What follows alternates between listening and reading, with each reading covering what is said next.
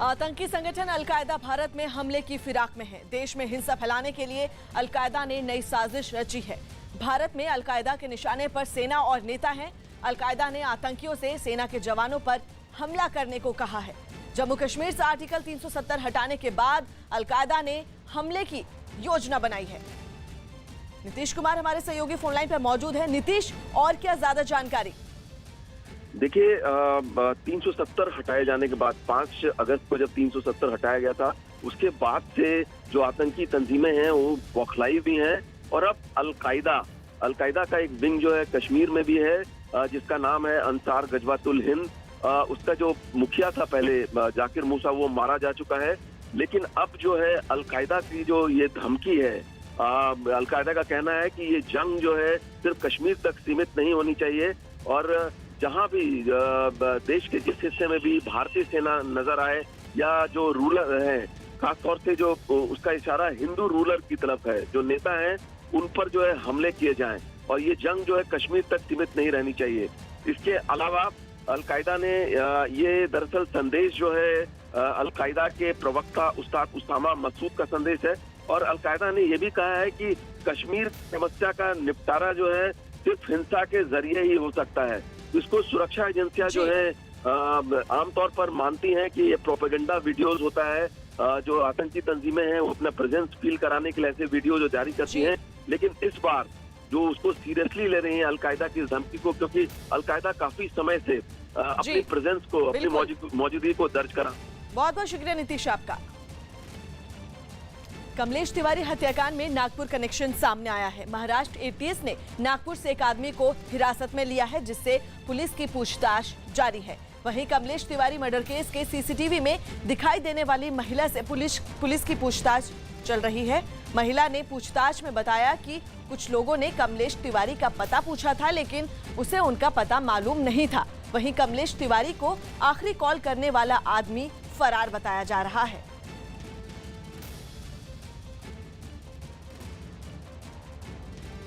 विवेचना कैसे प्रगति हो, एसआईटी के चीफ से हमारी बात हो रही थी और हम लोग पूरी रणनीति तैयार कर रहे थे कि कैसे इस विवेचना को और आगे बढ़ाएं।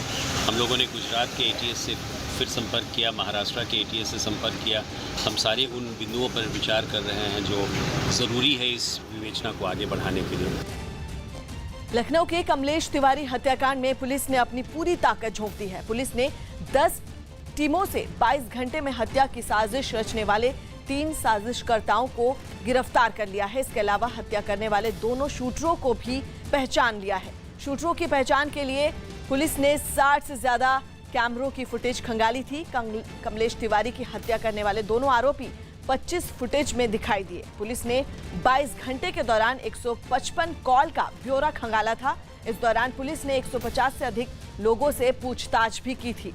हत्या के आरोपियों को पकड़ने के लिए फोरेंसिक लैब के 3 विशेषज्ञों की भी मदद ली गई थी। पुलिस ने बताया कि कमलेश तिवारी की हत्या करने के लिए आरोपी ट्रेन से लखनऊ आए थे, जिनकी लोकेशन हरदोई से मुरादाबाद होते हुए गाजियाबाद मिली, जिसके बाद वो गूगल मैप की मदद से कमलेश तिवारी के घर पहुंचे। पुलिस ने यह भी बताया कि हत्या से एक दिन पहले आरोपियों ने रात 12 बजे कमलेश तिवारी को फोन भी किया था।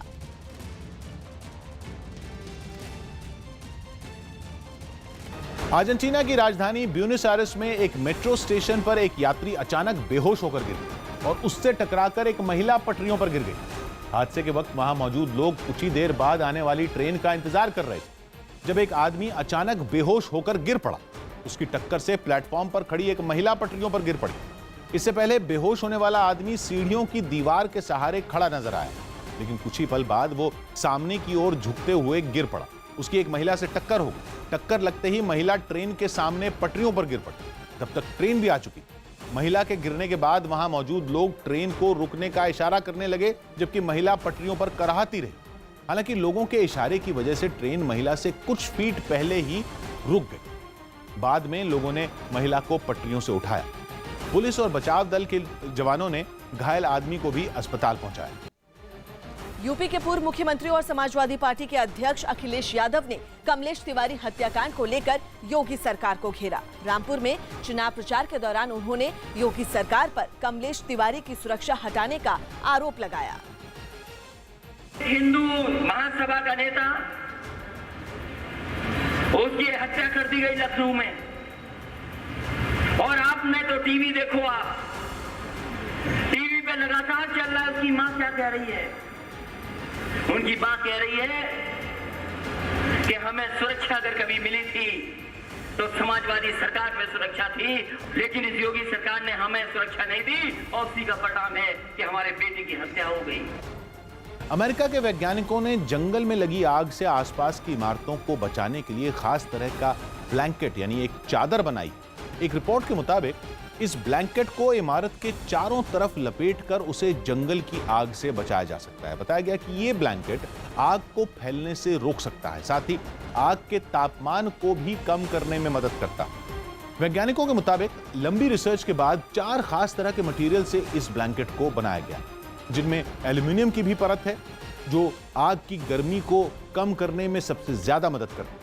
फिलहाल इस ब्लैंकेट का इस्तेमाल छोटी मोटी आग से लोगों को और छोटे मकानों को बचाने के लिए किया जा रहा है, लेकिन वैज्ञानिकों ने उम्मीद जताई कि जल्द ही इसका इस्तेमाल जंगल की आग से रिहायशी इलाकों में बनी इमारतों को बचाने के लिए किया जा सकेगा। यूपी के मेरठ में पुलिस और बदमाशों के बीच मुठभेड़ हुई है। पुलिस ने मुठभेड़ में एक इनामी बदमाश को मार गिराया है, जिसकी पहचान संजीव के रूप में हुई है। बताया गया कि इनामी बदमाश संजीव सरूरपुर की महिला प्रधान की हत्या करने आया था, जिन पर उसने फायरिंग भी की थी, लेकिन वो हमले में बाल बाल बच गई। जिसकी जानकारी मिलने के बाद पुलिस ने इनामी बदमाश को घेर लिया, मगर बदमाश ने पुलिस वालों पर भी फायरिंग शुरू कर दी, जिसके बाद पुलिस ने बदमाश को मार गिराया। संजीव पर हत्या समेत कई मामले दर्ज थे। सरूरपुर की महिला प्रधान अपने पति और देवर की हत्या कर रही थी, जिसकी वो गवाह है। पश्चिम यूपी का माफिया डॉन संजीव जाट था। ये संजीव जाट और संजीव पकौड़ी 2 हत्या इसने की थी ग्राम प्रधान के परिवारजनों की, और जो गवाह थी उसकी हत्या करने आया था। और इस पर 75,000 रुपये का इनाम पिछले 1.5 साल से था। पुलिस टीम को सूचना मिली और उसमें स्वाट सर्विलांस की और थाना पुलिस पहुंची। पुलिस टीम पर इसने फायर किया। एक पुलिसकर्मी को इसने गोली मारी, उसके बीपी जैकेट में लगी। आत्मरक्षा में पुलिस ने फायर किया, जिसमें इसे गोली लगी। रूस के साइबेरिया इलाके में एक बांध के ढहने की घटना में 15 लोगों की मौत हो गई। बताया गया कि लगातार हुई भारी बारिश की वजह से बांध ढह गया, जिसके बाद वहां हर तरफ बर्बादी का मंजर दिखाई दिया। बांध में ढहने के बाद पूरा इलाका पानी और कीचड़ से भर गया। पानी में गाड़ी डूबी नजर आई। बाढ़ ढहने के बाद मजदूरों के क्वार्टर में भी पानी भर गया। बताया गया कि हादसे के वक्त क्वार्टर में करीब 80 मजदूर थे। हादसे में कई मजदूर पानी में बह गए, जिन्हें तलाशने के लिए हेलीकॉप्टर और बोट की मदद ली गई। इस दौरान राहत बचाव कर्मचारी खुद भी पानी में उतरकर लोगों को तलाश करते नजर आए। लापता लोगों को तलाशने में पुलिस के स्नीफर डॉग की भी मदद ली गई। बर्फबारी के बीच राहत बचाव की टीम लगातार लोगों को तलाश कर रही है। हादसे में 16 लोग घायल हुए हैं, जिन्हें अस्पताल में भर्ती करवा दिया गया है।